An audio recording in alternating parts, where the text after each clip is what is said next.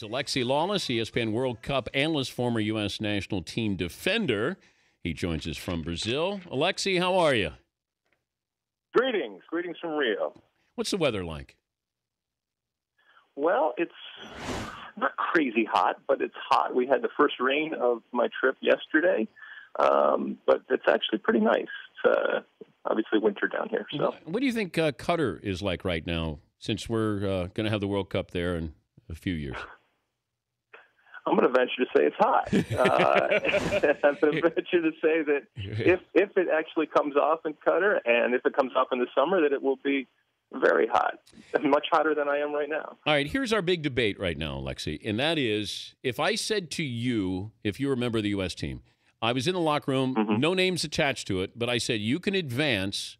You're gonna face Portugal without Ronaldo, or with. Right.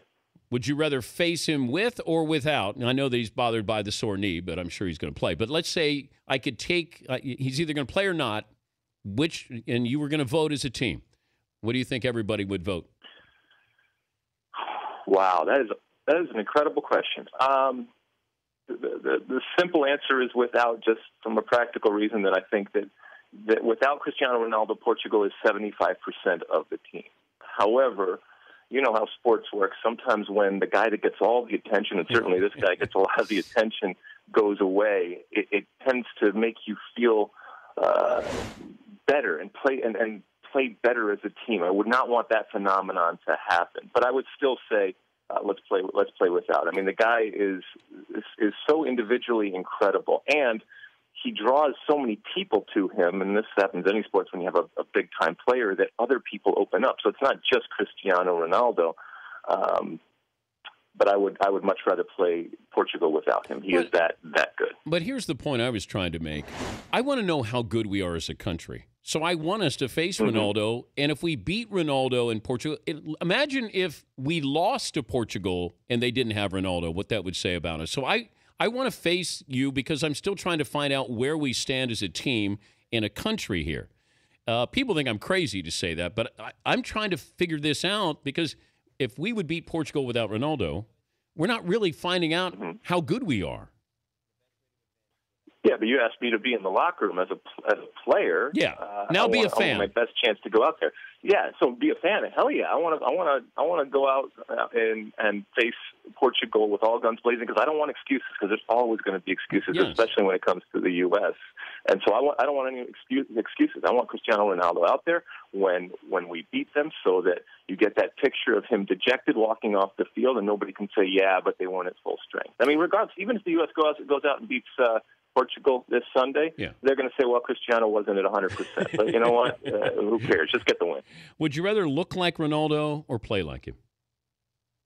Oh, play like him. I mean, that's a lot of maintenance that dude has. I mean, it takes a lot of work to look like that. I mean, the hair care products and the waxing. I mean, and I know from hair. I mean, I understand about hot oil treatments and scrunchies and you know, all the things that you have to do to look presentable, although my look probably wasn't presentable back then. But yeah, I mean, I would just rather have his talent than his hair care worries. Is Rooney better with or without hair plugs? Oh, that's a good thing. I enjoyed him au natural, but I appreciate what he has gone through to get to this point after yesterday. So probably if you had to pin me down, I'd much rather have the boxer type of natural look that he had. Yeah, he's just not the same imposing Rooney with hair plugs. Yeah, it's missing something. Well, it's added something, but I guess in adding something, he's missing something. I also saw this. By the way, are you only wearing a towel right now? Yeah, that's it. Why? Can't you tell? I mean, can't you feel it? Well, no, you tweeted. You tweeted that you're jumping on the DP show. I will only be wearing a towel. Right. Well, I mean, it's radio, so what the hell does it matter what I'm wearing? But you're sharing a room with Bob Lee. That's not fair to Bob. Oh, he doesn't care. Okay, Bob. Don't worry. He says hello. He's wearing a towel too. Oh, he is good. I like that. Okay, so we have Dempsey playing with broken nose, and does he wear a mask? with this, or? Yeah, I mean, a broken nose, it's a bigger deal than people think. Obviously, from a breathing perspective and just a comfort perspective, Clint Dempsey will run through a wall. So whether he wears a mask or not, I think he's going to be on the field. He's going to want to play, and I want him on that field. There are rules regarding what you can and can't wear, and I think if he wears a mask, it's going to have to be something very clear, so he can't run around in a Captain America mask or Batman mask or anything like that, or any kind of sponsorship thing. But the U.S. has to have Clint Dempsey out there. Obviously, Josie Altidore is hurt. We saw him pull up with that hamstring, and Jurgen Klinsmann has some decisions to make as to who is going to replace him, because he doesn't have anybody like for like when it comes to Josie. So he could put Clint Dempsey up there. He could put Chris Wondolowski, and these are kind of diluted versions of Josie. But, sometimes when a guy gets hurt, it's an opportunity for somebody else to come on and be a star. We saw it in the first game with John Brooks, a guy that didn't even know he was going to be on the team, let alone play. He comes in, he's a big hero, scores the winning goal. Here's the big question here. I want you to rank these scores. Suarez, okay. Messi, Ronaldo, Van Persie. I would rather have Suarez. Number one out of all of them? Yeah. I think he has a beautiful arrogance and something that you need. And I look at that as an incredible quality, an ability to be fired up. Also, I think that his work rate defensively is something that goes oftentimes unseen. This is only about scoring. Alexi, this is only about scoring. Who would be the guy that you would not want to defend against? Oh, I don't want to defend against Suarez because he'll beat me in multiple ways. And you saw it. He can beat you in the air. He can beat you on the ground. He can fight you. He can fight you. He can do all sorts of different things and make you pay. I want, he can be a pain in the ass, but ultimately, I want him on my team. Which country flops the least?